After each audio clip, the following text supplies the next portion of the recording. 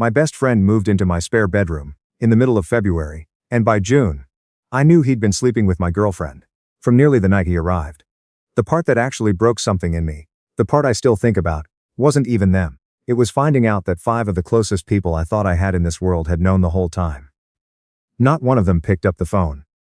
I'm 30 years old. I've been in Calgary for 8 years, since I moved out from Ontario for a job after university, and never had a strong enough reason to go back east. I work as a senior project coordinator at a mid-sized engineering consulting firm, the kind of company that handles infrastructure contracts, water treatment upgrades, municipal road projects. The unglamorous work that keeps a city functional. I'm organized. I document things carefully. That habit turned out to matter more than I ever expected that spring. My girlfriend and I had been together for 3 years. I'm not going to detail everything we had, because the relationship isn't the point of this anymore. What matters is that I believed it was real. We'd talked about moving somewhere bigger together, possibly Vancouver. I'd been in and out of a jeweler on 17th Avenue SW since Christmas, looking at rings, and I had one on hold for 2 months. Because I was waiting for the right moment. $4,000, small velvet box, sitting inside the drawer of my bedside table next to a folded note card, where I'd jotted down a few lines of what I wanted to say. I had a plan for early July.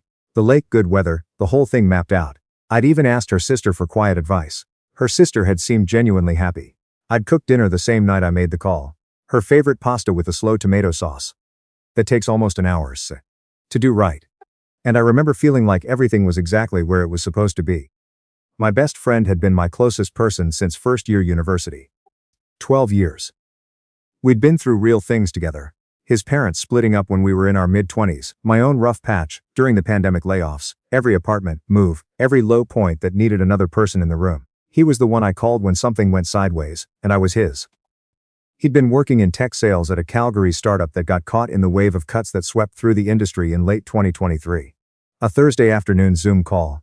A 2-week notice period they didn't even make him serve. And suddenly 12 years of friendship became something he was leaning on more heavily than either of us quite acknowledged.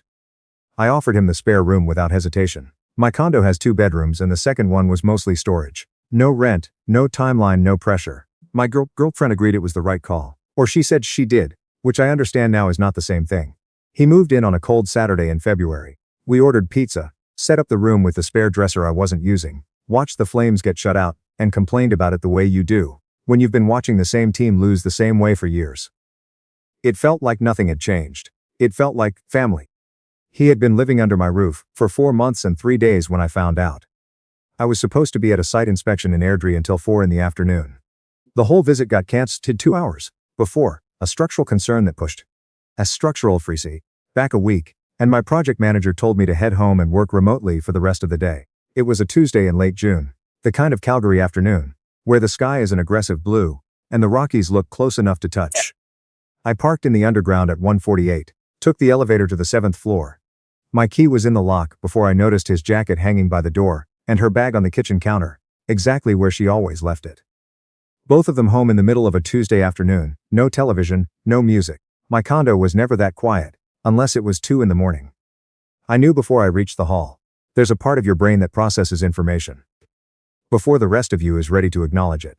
And by the time I was walking past the bathroom I already knew. I stood outside the bedroom door, cracked open a few inches, not even fully closed, because why would they bother, when I wasn't supposed to be home for another 2 hours? And pushed it open. I won't describe what I saw in detail. What I'll tell you is that my first reaction wasn't what I would have predicted. There was no explosion, there was just a stillness.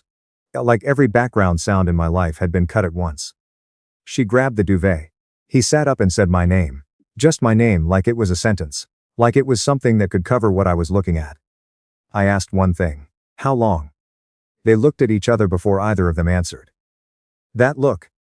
The half-second of silent coordination. The private language that had built between them inside my home.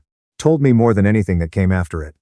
That was 2 people who had developed their own system of understanding. A system that had been running under my roof for months while I made dinner, and paid the utilities. And went to work and trusted both of them with my life. Since February, she said eventually. Almost from the beginning. I didn't respond. I turned around, walked back down the hall, collected my keys and my wallet from the kitchen counter, and left. Didn't slam the door. Didn't say anything else. I rode the elevator down, walked through the underground. Got into my car and drove north on Crowchild Trail. without any particular destination. I ended up in the parking lot behind the public library on 10th Street. I sat there for close to 2 hours with my phone on silent, engine off, hands resting on the wheel, and worked through what needed to happen next. Not how I felt. That would take longer. Just what needed to happen. Here's what I've learned about moments like that one. Falling apart in real time doesn't give you anything useful. It feels like doing something, but it isn't. The only thing that actually helps is the next step. Just identify the next thing and do it. I drove to a TD branch and spoke to someone about the joint checking account we'd opened for shared expenses. Groceries, utilities, the occasional weekend away. I transferred my exact half into my personal account, not a penny more. I took screenshots of the full transaction history, going back 4 months. Every grocery run where I'd tapped my card. Every bill, every dinner where I'd paid and believed we were building something. Then I opened the shared Google account we'd set up together. Documents, a shared calendar, a drive folder with her email backup synced through it. I didn't have to search for long. There was a folder with his initial and a date. February 4th. The first entry was short. The last line read, "He doesn't suspect anything. I feel terrible and also I don't." I screenshotted every page and organized everything chronologically in a folder on my phone. By the time I finished it was past 6. 22 missed calls between the two of them and my sister. I didn't answer. I drove out to a Holiday Inn near Deerfoot Trail, paid cash for a week, and ate a terrible chicken wrap in a room that smelled like recycled air. And other people's bad decisions. The message came 2 days later, not from me, from him. A group text to the core friend group asking me to come to a conversation at a mutual friend's place on Thursday. He used the word conversation. I stared at it for a while. I knew I shouldn't go. I knew exactly what that room was going to look like, and exactly how it was going to go. But some part of me still needed to stand inside it and see what everyone had to say for themselves. It was a Thursday evening, an apartment in Kensington. 7 people including me. 4 guys and 2 women, who'd all been part of the Silu orbit since our mid-20s. The living room furniture had been rearranged in a way I can only describe as intentional. Everyone seated in a rough semicircle. One chair positioned slightly apart, facing inward like a witness stand. I didn't sit in it. I stood near the kitchen island with my arms at my sides, and looked at each face in turn. She was there. Not sitting beside him but close enough. She'd been crying. Or she'd prepared herself to look like it. He had his hands folded and his eyes mostly aimed at the floor. The others had the particular posture of people who've convinced themselves they're doing the right thing by being present. One of the guys opened it. "We're glad you came. We just want to work through this together." Work through it. Together. As if this were a group project we were all equally responsible for. "We thought it wasn't our place to get involved," one of the women said.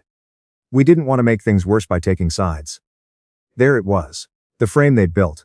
Not our place. 4 months of knowing. 4 months of dinners and group chats. And standing in my kitchen and looking me in the eye, and that was the architecture they'd constructed around it. Not our place. She spoke next. She was sorry, she said. They hadn't planned it. She'd been dealing with feelings she didn't fully understand. She knew how much she'd hurt me, and she wasn't asking for forgiveness, just for me to understand that it hadn't been malicious. The speech was polished in a way that made me think she'd been drafting it. For weeks, the pauses were in the right places, the tone calibrated carefully between regret and self-justification. He said he was sorry too. That he loved me like a brother, that real feelings didn't follow timelines. And he didn't expect me to understand that right away, but that he hoped eventually I might. And then one of the others. Someone I'd known for 6 years. Someone I would have called without thinking if I'd needed anything. Leaned forward and said the thing I've never been able to fully set down. "I mean," he said, "you have to admit you were pretty checked out for a while. Always working. She needed someone who showed up." I looked at him for a long moment. Long enough that the room went completely quiet. "I was working," I said, very calmly, "to pay for the apartment where my best friend was living rent-free, while he was sleeping with my girlfriend." No one answered that. "I'll be in touch," I said, and I left. The following Monday I filed the formal documents under Alberta's Residential Tenancies Act to terminate the verbal month-to-month tenancy. Certified mail, signature required. Tracking number saved. I noted that any belongings not removed within 30 days would be treated as abandoned. Then I went through every account, streaming, shared, grocery app, emergency contact information, everything, and removed her from all of it. Changed every password. Documented every change with a timestamp. The screenshots went to the friend group that evening. No long message. Just the folder, shared to the group chat, with one line above it. Since it seems everyone has been more informed about my life than I was, I figured I'd catch up. I turned my phone off, drove to a Tim Hortons, and sat in the parking lot for an hour with A coffee that wasn't particularly good. Feeling very calm in a way that probably wasn't healthy, but was exactly what I needed at the time. I called my manager Tuesday morning. There had been a senior coordinator position in our Vancouver office that he'd mentioned to me back in the fall. I'd passed on it at the time. She hadn't wanted to leave Calgary. Her family was here.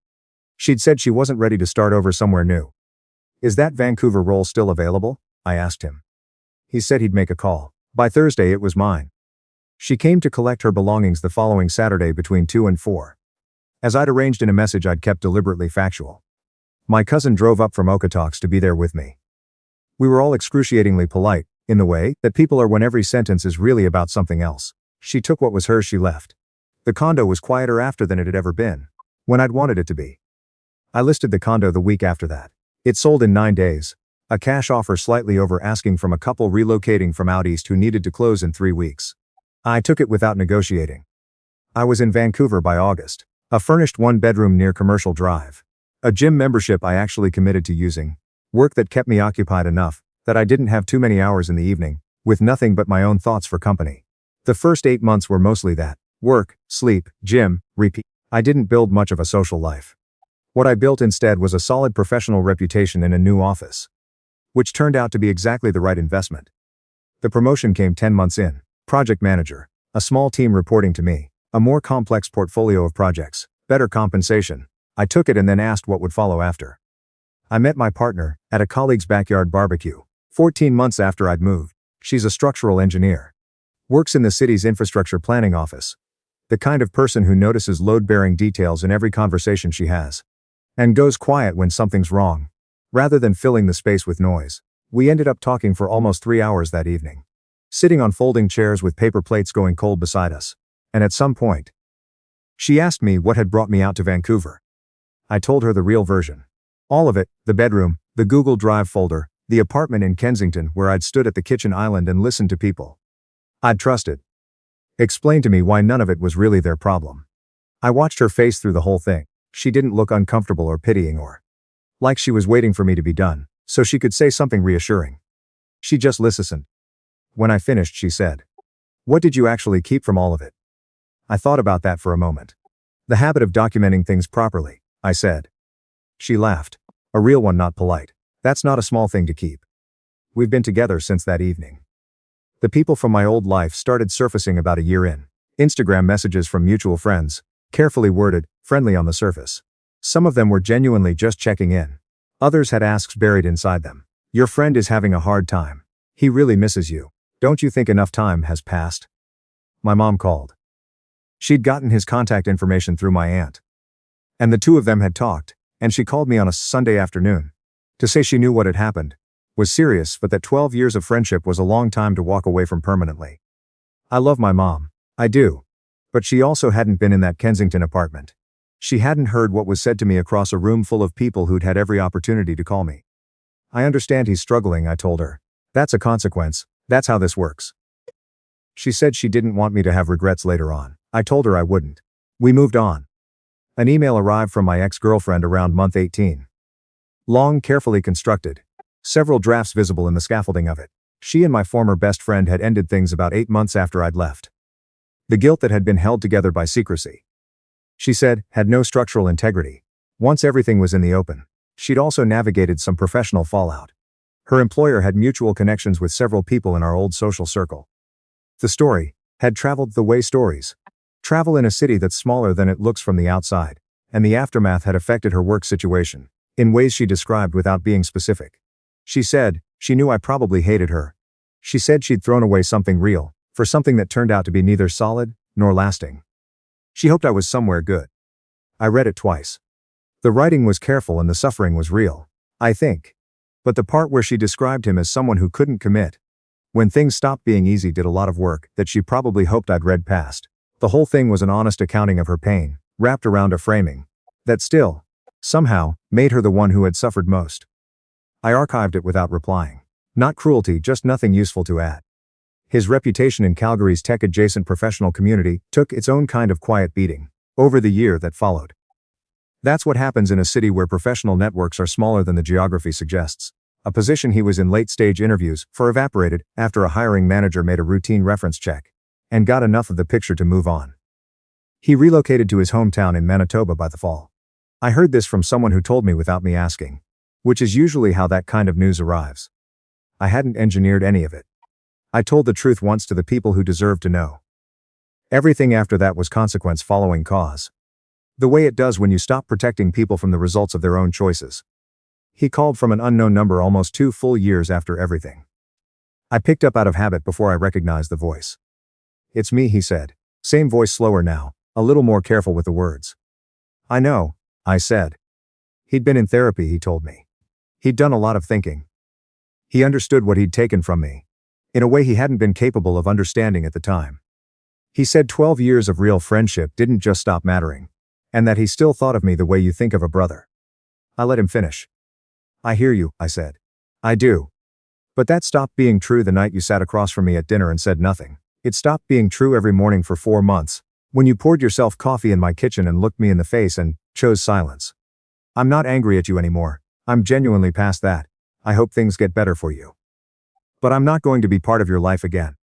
He didn't say much after that. We said goodbye. I ended the call and sat with it for a few minutes, and then I got up and took the dog out for his evening walk. We adopted the dog the following winter, a rescue from a shelter in Langley, brown and white, with one floppy ear and a complete inability to understand that not everything requires his immediate investigation. He sleeps at the foot of the bed and approaches every park visit like he's competing for something. We named him after a character from a book she'd loved for years and read to me in pieces over several evenings on the couch. It felt like the right kind of name for something that was entirely ours. I got promoted to senior project manager 8 months after that. 6 people on my team now, more complex project portfolio, the kind of work that requires you to show up thinking clearly every morning. I do. I leave at a reasonable hour most days, and I am genuinely glad to get home.